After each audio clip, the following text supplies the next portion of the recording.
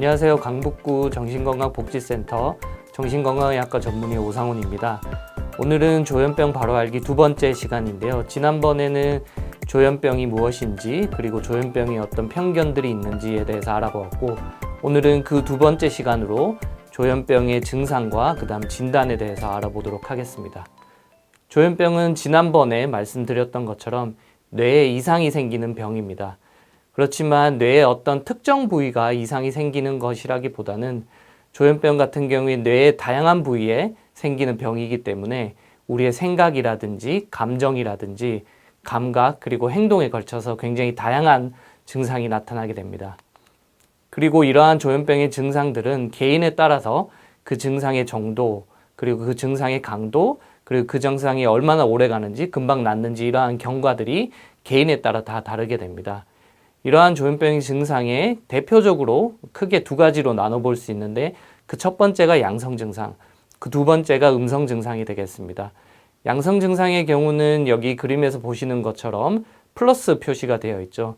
즉 양성 증상은 보통 사람들에게는 나타나지 않는데 조현병 환자에서는 나타나는 그러한 증상을 양성 증상이라고 하고, 그리고 보통 사람들에게는 있는데 조현병 환자에서는 그러한 것들이 나타나지 않고 점점 사라지고 없어지는 그러한 증상을 음성 증상이라고 합니다. 하나씩 살펴보도록 하겠습니다. 첫 번째로 이제 양성 증상의 경우는 다음과 같은 증상들이 있습니다. 혼란스러운 생각, 그러니까 생각들이 굉장히 혼란스러운 거죠. 그리고 잘못된 믿음, 우리는 흔히 잘못된 믿음을 망상이라고 합니다. 조현병에서는 특히 이러한 피해망상이 굉장히 특징적으로 나타나는데요. 피해망상이라고 하는 것은 실제로는 존재하지 않는데 누군가가 날 괴롭힌다, 감시한다, 쫓아다닌다, 그리고 죽이려 한다 등의 어떤 이러한 내용들을 얘기하는 게 이제 피해망상이 되겠고요. 그뿐만 아니라 조종망상이라고 해서 머리에 칩을 넣어서 나를 조종한다, 이런 얘기들을 하는 경우도 있고요. 그리고 우리 신체의 어떤 느낌이라든지 이런 거에 대한 잘못된 믿음 같은 게 신체 망상으로 나타나는데, 예를 들어서 뇌가 썩어서 흘러내리는 것 같다, 이렇게 얘기하는 경우도 있습니다. 이러한 어떤 망상 외에도 환청이라고 하는 것이 또 우리 그 조현병 환자분들에게서 그런 양성 증상으로 대표적으로 나타날 수 있습니다. 환청은 실제로는 그런 소리가 들리지 않는데 환자분들은 그런 소리가 이제 들리는 걸로 이제 인식을 하게 되고, 소음이라든지 잡음이나 이런 게 아니라 실제 사람 목소리가 생생하게 들리게 됩니다.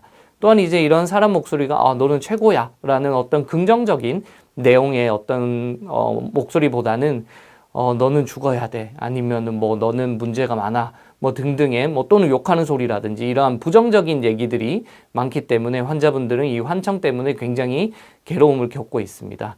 이러한 망상, 환청 외에도 조현병 환자분들의 양성 증상 중에 하나가 현실 감각이 좀 떨어지는 그런 것들이 있고, 또한 이제 내가 아닌 느낌과 같은 자신에 대한 느낌 변화, 이런 것들이 양성 증상이라고 볼 수 있겠습니다. 두 번째로 음성 증상이 있겠습니다.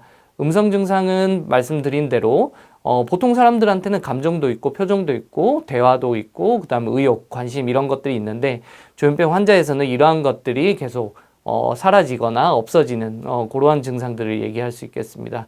그래서 조현병 환자들 같은 경우에 감정이 굉장히 무뎌지고 표현하지 않는 그렇게 되면서 표정 변화가 거의 없게 되죠. 그뿐만 아니라 어떤 경우는 부적절한 감정을 보이기도 하는데, 예를 들어서 장례식장 같은 그런 엄중한 상황에서 피식피식 웃는다든지 이런 상황에 맞지 않는 부적절한 감정을 보이기도 합니다. 또한 이제 말수가 굉장히 줄어들게 되고요. 그리고 억양이 그냥 모노토너스하게 억양이 없거나 그 내용이 굉장히 빈곤한 경우도 많습니다. 그리고 의욕과 관심이 사라지면서 나 자신을 꾸밀 이유가 없죠. 외부에 대한 관심이 사라지기 때문에. 그래서 잘 씻지도 않고 외모에 대한 관리도 하지 않게 됩니다. 또한 언제나 피곤하고 힘이 없다, 이런 얘기들도 많이 하고요.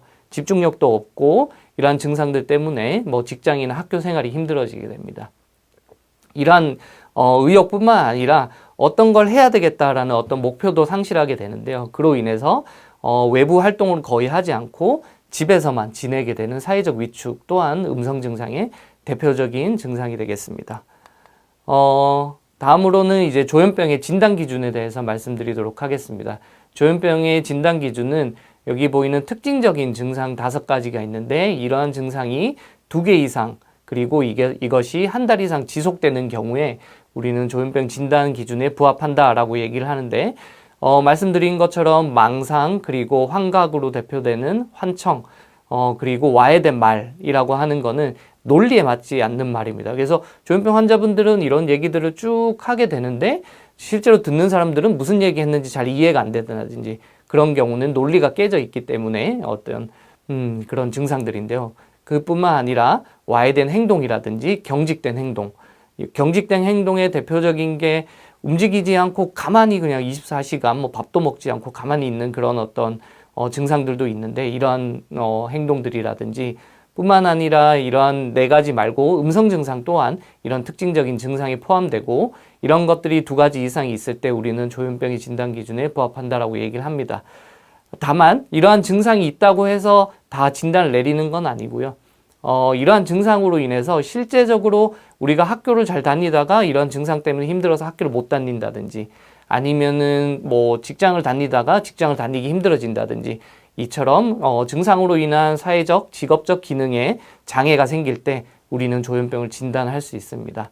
결론적으로 조현병의 진단은 정신과 의사의 평가가 굉장히 필요합니다. 환청이 있다고 해서, 단순히 환청이 있다고 해서 조현병인 것은 아닙니다. 또한 실험실 검사라고 해서 우리가 혈액 검사를 한다든지 우리 머리에 사진을 찍어 본다든지 이런 실험실 검사로 진단하는 것 또한 아닙니다. 정신과 의사가 환자분의 병력을 청취를 하고 정신 상태에 대한 검사에 기반을 둬서 평가를 통해서 조현병 진단을 내리게 되는 것입니다.